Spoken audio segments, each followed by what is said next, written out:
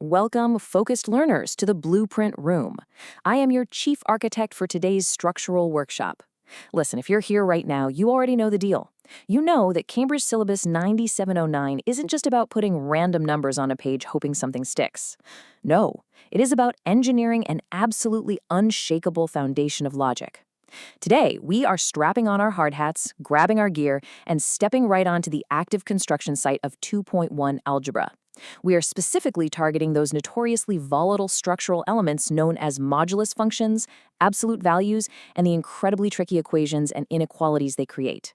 We are going to take the raw, unrefined materials of your mathematical knowledge and literally forge them into a high-rise structure. A structure that can withstand the absolute most rigorous stress tests those Cambridge examiners can possibly throw at it. So, let's get to building. Now, this right here is a direct, code-red warning from the site inspectors themselves. A senior examiner recently went on record and stated, examiners report that 2.1 algebra, modulus functions, solving equations, and inequalities is one of the most misunderstood areas in mathematics. Let's fix that right now. This is our primary hook for today's explainer, guys. I mean, think about it. Why is this specific topic bringing down so many structural grades year after year? Well, it's honestly because way too many candidates rely entirely on rote memorization. They are just out there stacking bricks without any mortar, hoping the wind doesn't blow. Today, we are officially transitioning you out of that standard student mindset and directly into what we call the examiner's mindset. We aren't just here to blindly solve for X. No way. We are here to engineer a bulletproof proof of process. Okay, here is our blueprint for today's explainer. First up, we'll face the foundational challenge. Second, we'll learn exactly how to read the system blueprint. Third, we'll oversee the ironwork peer debate. Fourth, we'll conduct our mid-build inspection. And finally, we will subject your knowledge to the ultimate rebar stress test. Okay, let's dive straight into this. Phase 1, the foundational challenge and reading the blueprint. Imagine just for a second walking onto a massive multi-million-dollar construction site and completely ignoring the architectural plans. Sounds ridiculous, right? Well, that is exactly what happens when candidates face a high-tariff Cambridge past paper question without fundamentally understanding the assessment objectives. The examiners have laid out very specific command stress points for you. These are the exact areas where your mathematical structure will be forced to bear the absolute most weight. Look, in modulus functions, a simple equation like the absolute value of 2x minus 3 equals 7 isn't just asking you to spit out two numbers. Not at all. It is a strict command to display a systemic, top-to-bottom understanding of positive and negative conditions. And this brilliantly illustrates our very first major concept of the day, the method-mark strategy. In the Cambridge 9709 syllabus, your final numerical answer, that's just the roof of the building. It looks nice, sure, but the examiners care infinitely more about the load-bearing walls holding that roof up. The method-mark strategy is defined as earning your assessment marks through logical, structured reasoning and analytical depth over superficial breadth, regardless of the final numerical answer. So why do multi-stage modulus questions trip up so many candidates? Because they sprint toward the final answer like it's a finish line, completely ignoring the structural process along the way. But here's the genius of the method-mark strategy.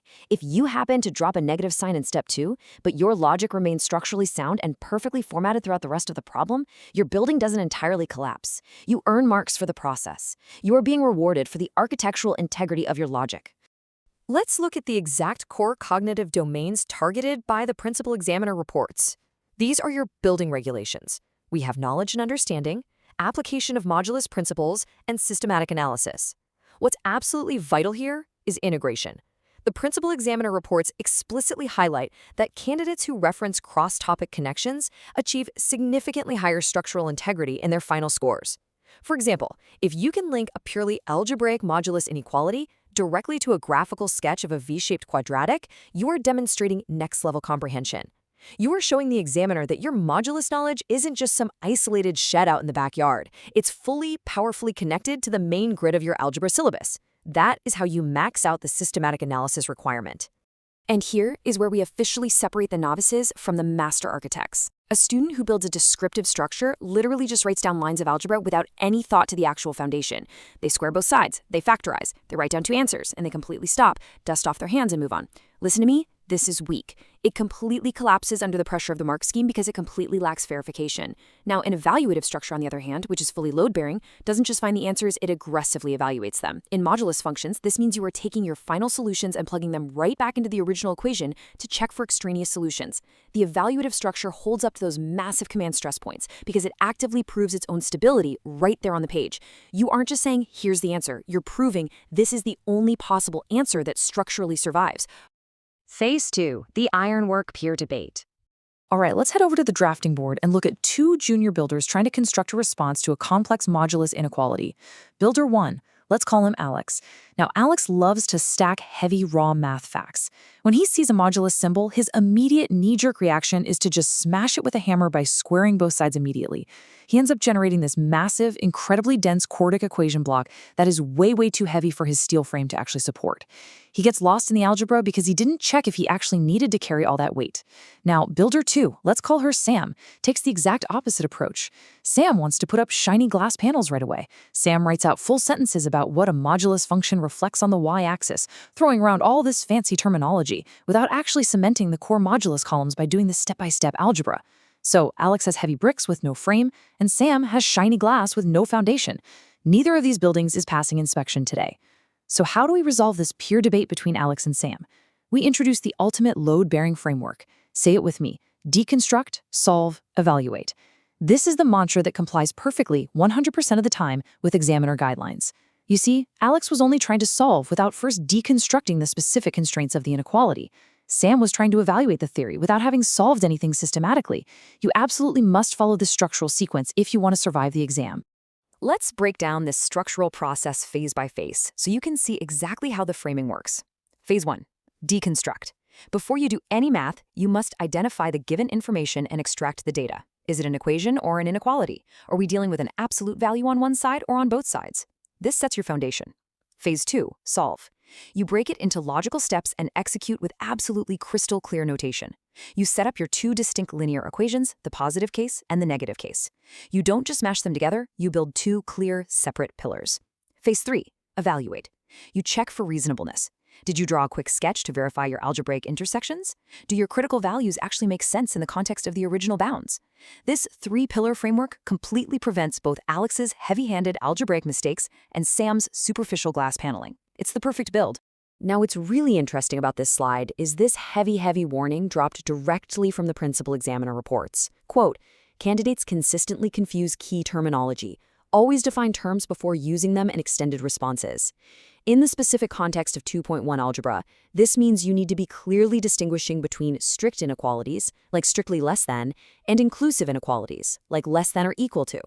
If you use the phrase critical values in your working, you better ensure your subsequent math flawlessly reflects what those critical boundary points actually mean on a number line. Precision in your terminology isn't just a nice to have. It is literally the high tensile steel of your mathematical arguments. If the steel is weak, the building falls, period.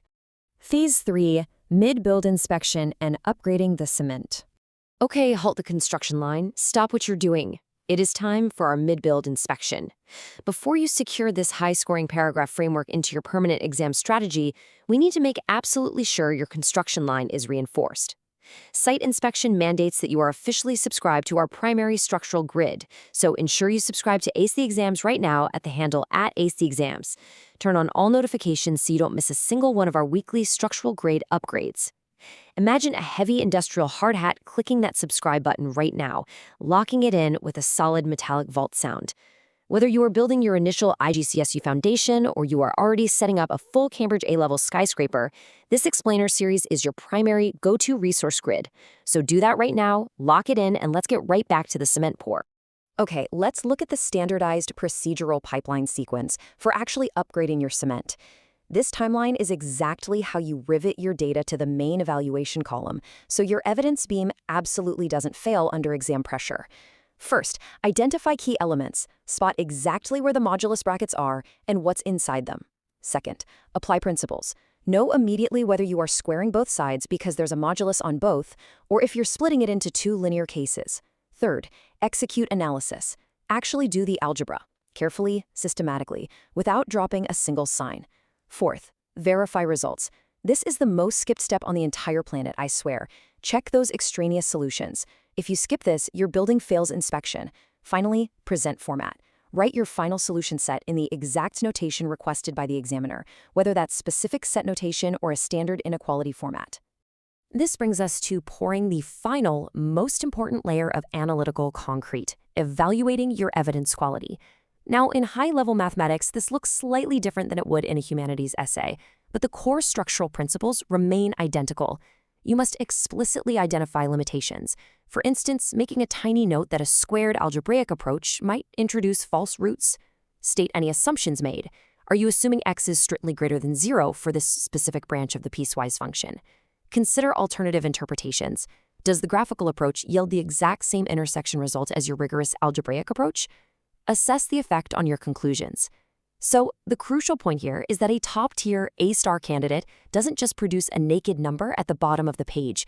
They produce an airtight comparative analysis that proves mathematically why no other number could possibly be the valid answer. Phase 4, Interactive Viewer Rebar Stress Test. Let's move to the site and see how this builds in real time. Listen, I am addressing you directly right now for a live site safety audit. We are going to test your mental architecture against the actual real-world pitfalls that destroy candidates every single year.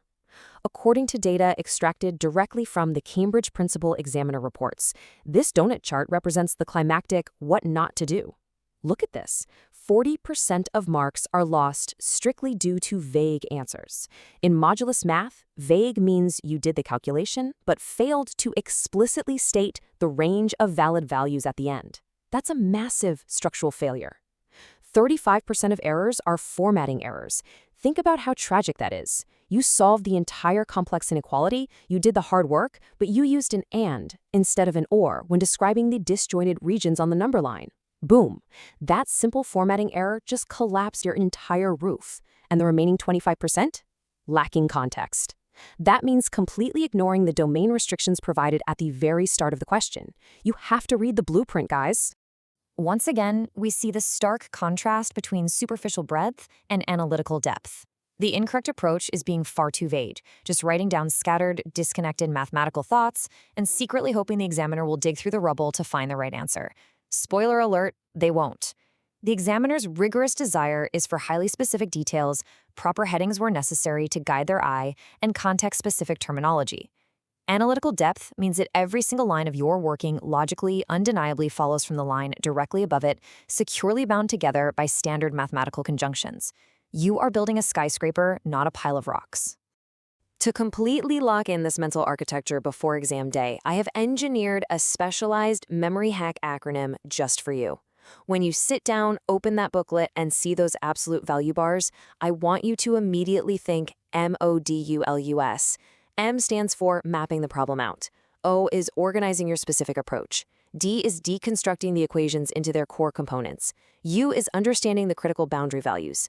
L means linking it to quick graphical sketches to verify. U is utilizing the absolute correct mathematical notation. And S is solving systematically, step by step. I promise you, if you rivet this acronym to the absolute front of your mind, your entire procedural pipeline will be entirely automated by the time you sit down in that exam hall. You won't even have to think about it. You'll just start building. Well, we have reached the end of today's structural workshop. The blueprint is officially in your hands, the heavy ironwork is set, and the cement is finally drying. But before we clock out, I want to leave you with this final, highly provocative question. Does your current study framework actually survive the examiner's rigorous stress test? Or are you, honestly, just stacking bricks and hoping the building magically stands up on its own? It's time to find out. Take these structural principles we discussed today, open up those Cambridge past papers, and start building the right way. Practice the method, trust the architecture, and I will absolutely see you back on the site for our next masterclass. Keep building.